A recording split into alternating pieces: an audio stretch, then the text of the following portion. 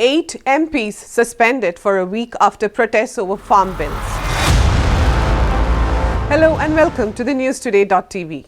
8 opposition MPs, including Trinamool Congress floor leader Derek O'Brien and Aam Aadmi Party's Sanjay Singh, were suspended from Rajya Sabha for a week on Monday for their unruly behavior during the fierce protests over the farm bills on Sunday. The government moved a motion for their suspension for bringing disrepute to the House. The motion was approved by the House amid protests from opposition leaders. However, the no-confidence motion against Deputy Chairman of Rajya Sabha, Harivansh, filed by the opposition was not accepted by the chair. Apart from O'Brien and Singh, Congress leaders Rajiv Satab, Syed Nasir Hussain and Ripun Bora, CPIM's KK Ragesh and Elamaram Karim and Trinamool's Dola Sen were suspended. The suspended MPs initially refused to leave and shouted slogans, prompting Rajya Sabha Chairman Venkaiah Naidu to adjourn the House till 10 a.m.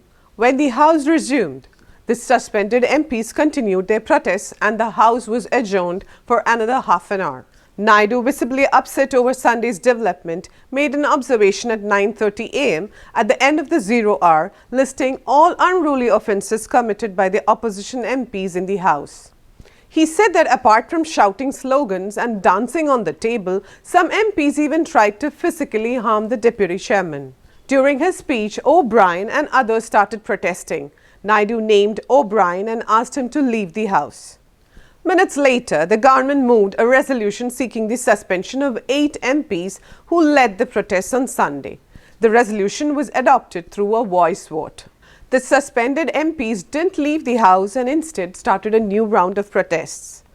The chair has the option of calling the marshals to forcibly evict the MPs, but so far, Naidu has not opted for that extreme step. On Sunday, the Rajya Sabha turned into a battlefield.